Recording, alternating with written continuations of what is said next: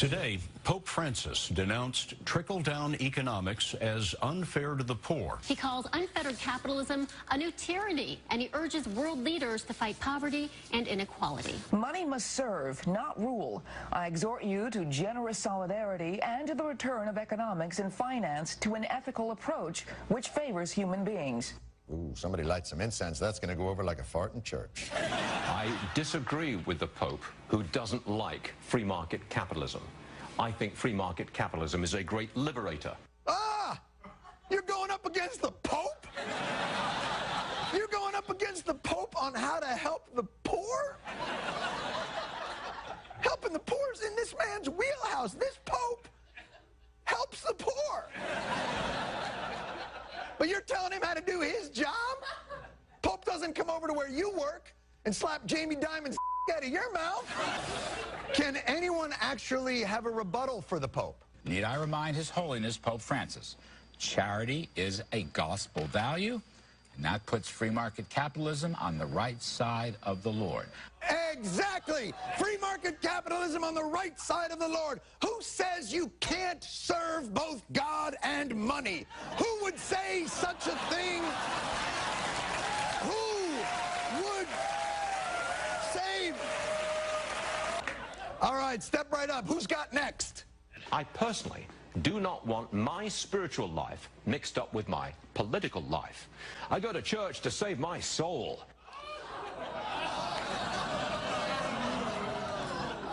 Then why aren't you there right now?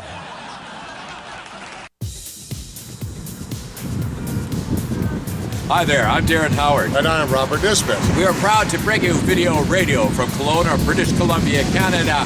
Well, we take a look at the way they're raking the Pope over the coals for trying to reform the Catholic Church. You know, I'm not sure this Pope is really a Catholic. I mean, he's starting to make logical sense, which is always disturbing, but it's really good to see. Good for you, Pope Francis, for doing what you're doing, I think. And shame on Fox for going up against the Pope. Yes, shame on you, Fox, but that's what we do. We shake the mighty finger of justice at those people at Fox News for just being weird. Okay. So, well, apparently there's some new regulations coming out to avoid a large financial disaster again. Yes, so just like the RCMP investigating itself for crimes against humanity, we want you to check this out. What the banks have been doing so far is they've been gambling with our money. So they deposit our money and they say, this is money we have on hand. Now we're going to do our own trading and we're going to take our own risk. And when we make that money, of course, we're going to give it back to the deposit. Of course they don't give it back to you. They gamble with your money and then they keep the winnings. Now, if they crash, oops.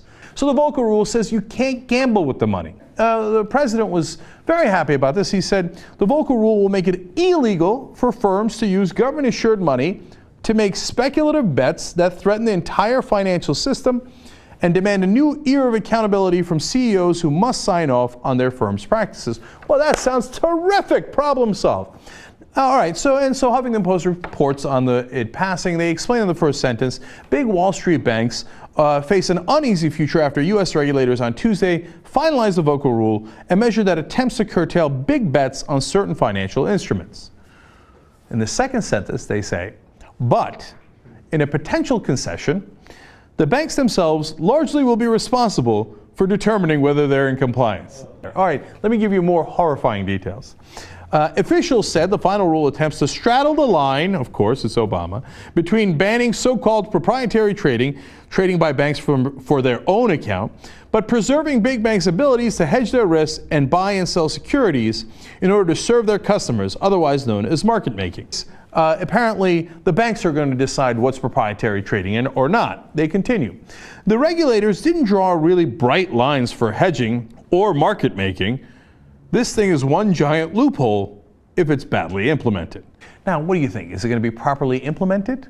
Or could it turn into one giant loophole? But the establishment of parameters that ultimately will determine whether banks are complying with the rule was left to the banks themselves.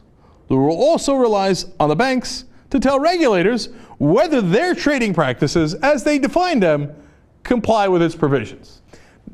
The banks will tell the regulators, this is what I have decided the rules should be, and I will also tell you whether I'm complying or not with my own rules. Well, are you not merciful? We really appreciate that. This seems like a really tough rule. Ooh, the banks must be shaky in their boots. Okay, so I mentioned the RCMP ahead of time.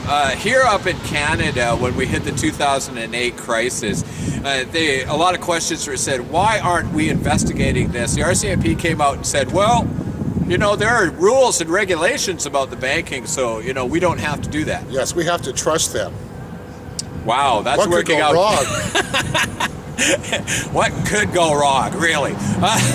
Right now, I want you to do your research. Don't take our word for it. We're not creating commercials that say trust us because we want you to use your brain cells. That's right. Okay, independent journalism being what it is. Make sure you check that one out. Oh, I love this one. Morgan Chase is in the news again. The idea of too big to fail is puke-worthy. And so is the fact that JP Morgan is at the top of the list. Because the bank is so sleazy. It makes me wonder what the hell the JP stands for. Jingo pigs? Just profit any way you can at anyone's expense? Here's the latest sleazy news about the bank. It just came out that it was paying $75,000 a month to the daughter of China's then prime minister, whose family has billions of dollars. They supposedly hired her as a contractor. I'd say she must be a damn financial wizard, but the truth is, she's not all that special, because JP Morgan loves to buy influence in other countries by giving money to rich people's kids to secure massively profitable contracts for themselves. That's just the latest JP Morgan disgrace.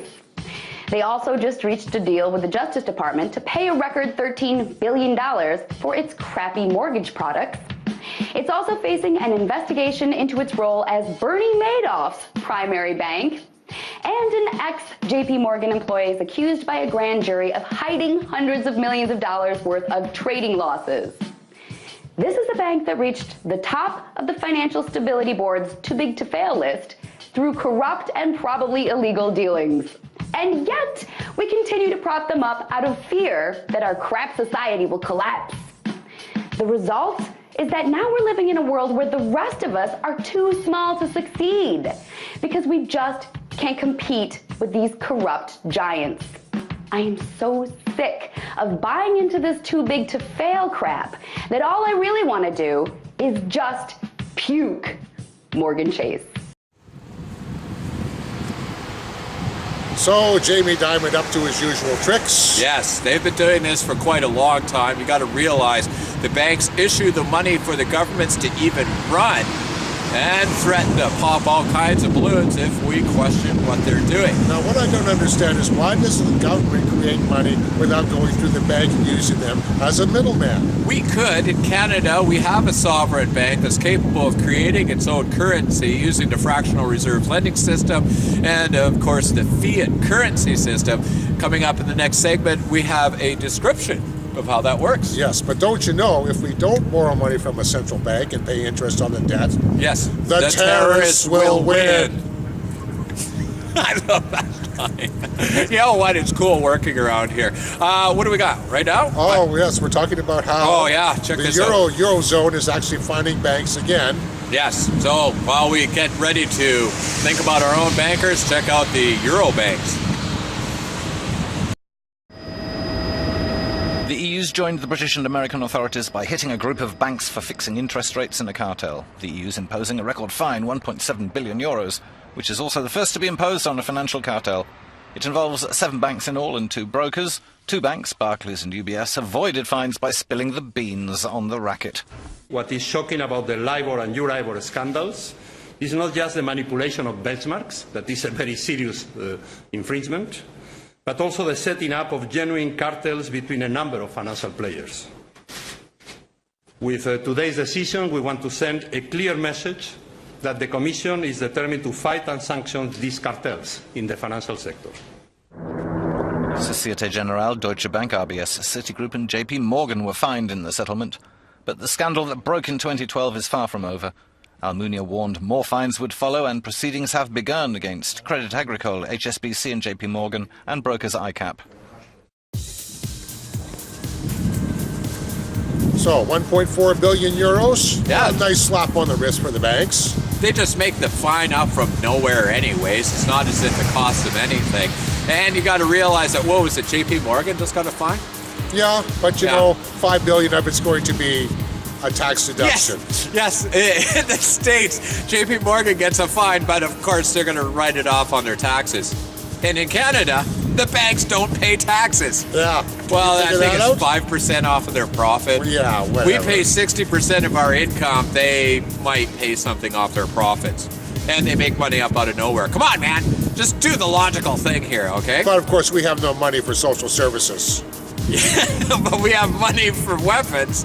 Okay, I'm Darren Howard. And I'm Robert Nisbet. We got Section 2 coming up, talking about some solutions to the banking nightmare brought to us by Iceland. And we're going to talk about the fiat currency system. That's right.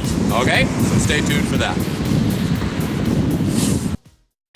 In the wake of the largest movement calling attention to wealth inequality in the U.S., the top 1% of income earners hit a historic milestone.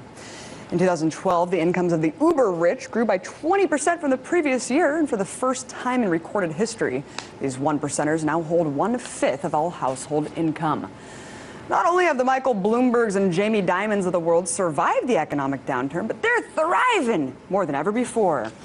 Hell, the 6 family heirs of the Walmart fortune are now worth more than the bottom 40% of Americans. Meanwhile, having a college degree no longer guarantees you a job, and more people are seeing their benefits slashed and homes foreclosed upon. But the lifestyles of the rich and famous couldn't be further removed from the reality unfolding across the nation. Because millions of dollars comes in handy when you want a private mercenary force at your disposal. But before you rush to judgment, there's a legitimate threat here, folks. Ever heard of the militantly violent Occupy Wall Street movement? Experts say the global 1% is casting a wary eye on social instability. In fact, a recent survey by the Pew Research Center found that the wealthy are increasingly concerned about class conflict. So there is something to be worried about, you think? Yes. Brian Yulee is part of the Occupy movement in West Palm Beach. He says a small minority in his group should make billionaires uneasy. Yeah, I'm sure that tents and picket signs are physically threatening this guy's fortified yacht. Good reporting there, CNBC. Way to gloss over actual income inequality issues by highlighting some polls showing that the rich are concerned about the less wealthy being aware of them. Yes, the super elite are spending millions of dollars on their own private armies and reinforced mansions. You know, it's fitting that these people are living like drug kingpins, master criminals, and political oligarchs surrounded by their own luxury. After all, it's hard to be a billionaire banker these days without also being a criminal. You know, it's a shame that nobody talks about Afghanistan anymore, considering how the war is far from over and remains the longest military quagmire in U.S. history. At this point, we should be asking ourselves a very important question. Bin Laden's dead and Afghanistan's apparently ready to police themselves, so why are we still there? But this right here might give you a clue. As reported by Global Research back in 2005, heroin is a multi-billion-dollar business supported by powerful interests, which requires a steady and secure commodity flow. One of the hidden objectives of the war was precisely to restore the CIA-sponsored drug trade to its historical levels and exert direct control over the drug routes. In today's globalized world, one can't discount the role that multinational corporations play in U.S. foreign policy decisions. Not only have oil companies and private military contractors made a killing off the occupation, Big Pharma, which collectively lobbies over $250 million annually to Congress, needs opium latex to manufacture drugs for this pill-happy nation. Don't forget about the banks.